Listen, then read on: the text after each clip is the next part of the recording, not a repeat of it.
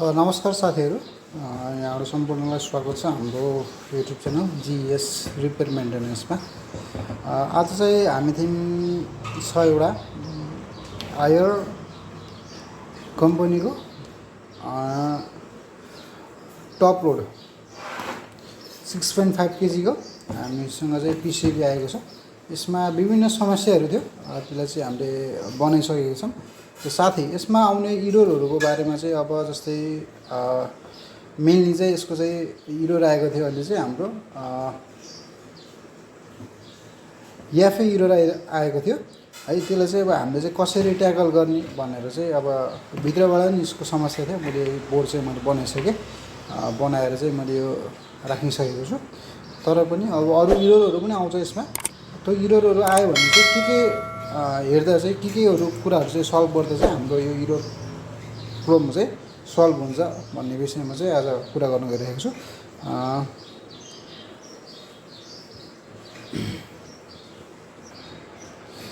सर्वप्रथम त मैले यसलाई चाहिँ हाम्रो दुईवटा ज्याक जोडिसकेको छु है। यहाँ दुईवटा हाम्रो देख्न सक्नुहुन्छ, दुईवटा यो एउटा यसमा चाहिँ रातो देख्नुहुन्छ, यो चाहिँ यसको चाहिँ हाम्रो हेर्न सक्नुहुन्छ है।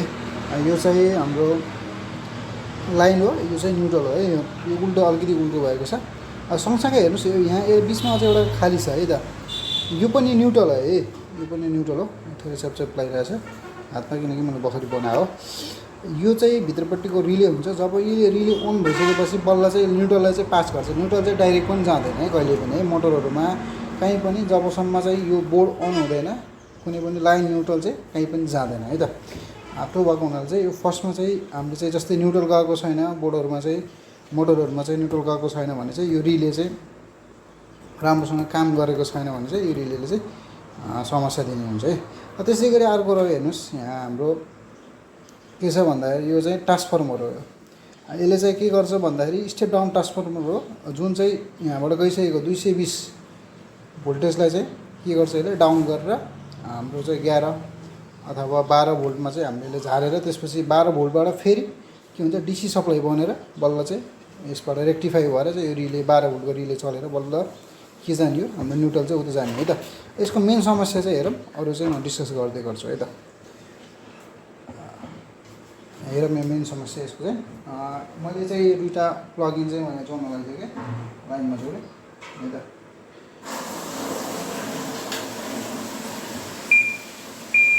दिन सक्नुहुन्छ, हेर्नुहोस् त हाम्रो यो एफए इरर आएको छ है।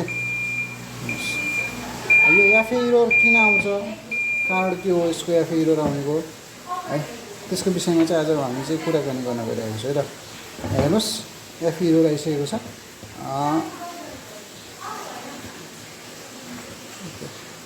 थोरै यस्तो अडाउनु पऱ्यो मैले, ल ठिक छ, देखिएछ नि होइन।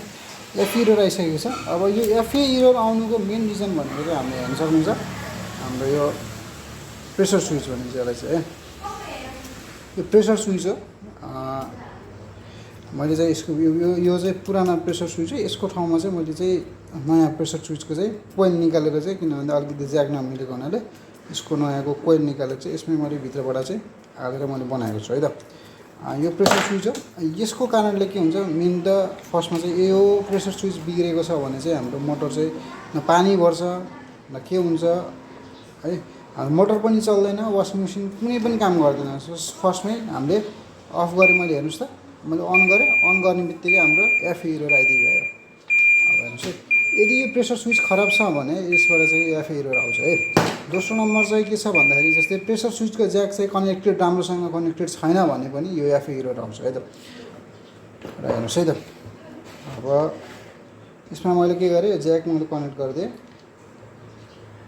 ज्याक कनेक्ट गर्ने बित्तिकै हेर्नुहोस् नि चल्यो, 45 डिग्री देखायो नि होइन। अहिले हेर्नुहोस्, अब यो ज्याक कनेक्ट गर्ने बित्तिकै हाम्रो यो प्रेसर स्विच चाहिँ चल्यो है त। अब हेर्नुहोस्, अब यो हेर्नुहोस्, ठिक छ, ओके।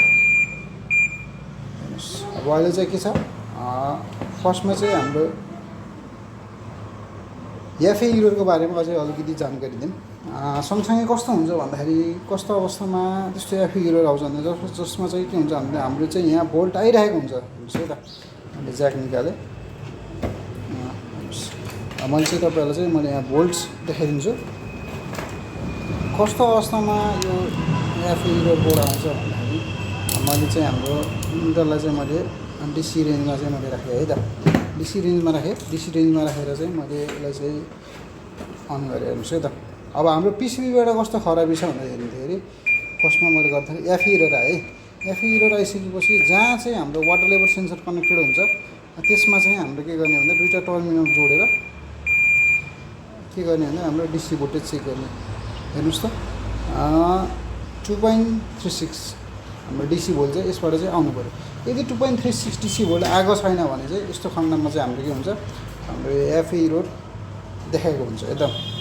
त्यस्तै गरी अब जब मैले यसलाई चाहिँ यसको मैले ज्याक जोडिदिएको छु है। यो ज्याक मैले जब जोडिदिन्छु यहाँ चाहिँ कहिले पनि टच नगर्नु होला है राम्रोसँग, किनभने यहाँ चाहिँ लाइन हान्न सक्ने एकदमै बढी चान्सेस हुन्छ। त्यही भएर चाहिँ हल्का हातले चाहिँ गर्नु होला है त।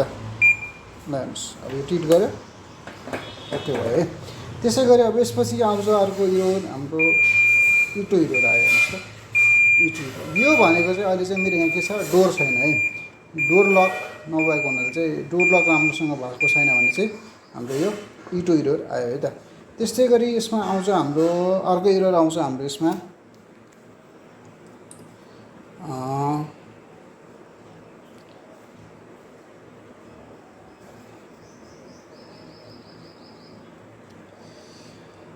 E4 इरर आउँछ है। E4 इरर चाहिँ किन आउँछ भन्दाखेरि जस्तै यहाँ अब जस्तै यहाँ के छ E2 इरर आइरहेको छ हो। यस्तैमा के हुन्छ हाम्रो E4 इरर पनि आउँछ है त। E4 इरर किन आउँछ भन्दाखेरि जस्तै यदि हाम्रो चाहिँ जुन चाहिँ जहाँबाट चाहिँ पानी आउने भल्भ हो साइनोसोइडल भल्भ भन्छ त्यो चाहिँ राम्रोसँग चलेको छैन भने चाहिँ हाम्रो चाहिँ E4 इरर आउँछ है। त्यस्तै गरी अर्को इरर आउँछ हाम्रो E8 इरर आउँछ है। जुन चाहिँ के हुन्छ भन्दा जस्तै कहिलेकाहीँ के हुन्छ प्रेसर स्विचले राम्रोसँग काम गरेको छैन भने चाहिँ प्रेसर स्विचले काम गरेको छैन राम्रोसँग काम गरेको छैन भने चाहिँ त्यो E8 इरर पनि आउँछ है। त्यसै गरी हाम्रो F7 इरर आउँछ जुन चाहिँ हो हाम्रो मोटरको सर्किट चाहिँ राम्रोसँग कन्ट्रोल भएको छैन भने चाहिँ हेर्नुहोस् त। अब यहाँ म तपाईँलाई देखाउँदै गइरहेको छु दुईवटा हेर्नुहोस् है। हाम्रो चाहिँ हेर्नुहोस् त यो दुईवटा ज्याक छ यो अथवा यो दुईवटा ज्याक हो। यो दुईवटा ज्याक चाहिँ हाम्रो मोटरको है। जुन चाहिँ भित्रपट्टि तपाईँहरूले देख्न सक्नुहुन्छ यतापट्टिको हाम्रो यो दुईवटा ट्र्याडिक भन्छ जुन चाहिँ हाम्रो अथवा ट्रान्जिस्टर पनि भन्न मिल्छ। हाम्रो चाहिँ यो चाहिँ जुन चाहिँ यो मोटर कन्ट्रोलर हो जुन चाहिँ हाम्रो यो मोटर कन्ट्रोलर यसले चाहिँ राम्रोसँग काम गरेन भने यो हाम्रो F7 इरर आउँछ है। त्यस्तै गरी हाम्रो अर्को इरर आउँछ हाम्रो F9 इरर आउँछ जुन चाहिँ के हुन्छ भन्दाखेरि जस्तै डायोड सेन्सरले चाहिँ राम्रोसँग काम गरेको छैन भने पनि हाम्रो के आउँछ F9 इरर आउँछ। त्यसै गरी आउँछ हाम्रो FC इरर।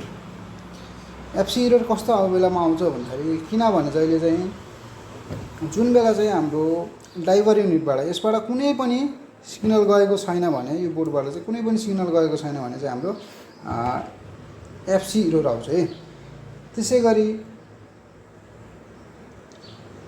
FE इरर आयो भने कस्तो हुन्छ भन्दा जुन चाहिँ हाम्रो स्पिन डायर घुमाउने मोटर हुन्छ त्यो चाहिँ राम्रोसँग चलेन भने चाहिँ हाम्रो FE इरर आउँछ। त्यसै गरी यहाँ UND लेखेको हुन्छ त्यो भनेको चाहिँ जस्तै स्पिन गर्दाखेरि चाहिँ बढी लोड भयो भने चाहिँ ओभरलोड अवस्थामा चाहिँ त्यो समस्या आउँछ है। त्यस्तै गरी अर्को इरर आउँछ हाम्रो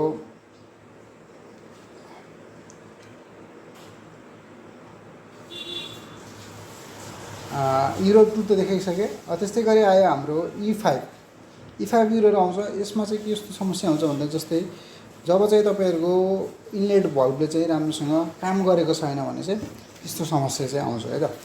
त्यस्तै गरी अब यो सम्पूर्ण पिसिबीको बारेमा जानकारी लिएर म अर्को भिडियोमा आउने नै छु। अहिलेको लागि भिडियो यति नै।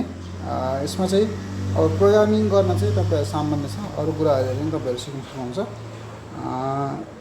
र साथै यदि तपाईँहरूको यस सम्बन्धी कुनै पनि ज्ञान छैन भने चाहिँ कृपया यो सर्किट बोर्डलाई चाहिँ नाङ्गो हातले चाहिँ कहिले पनि नछुनुहोस् होला, किनभने यो पुरै माथिको तपाईँको यो सर्किट देख्न सक्नुहुन्छ।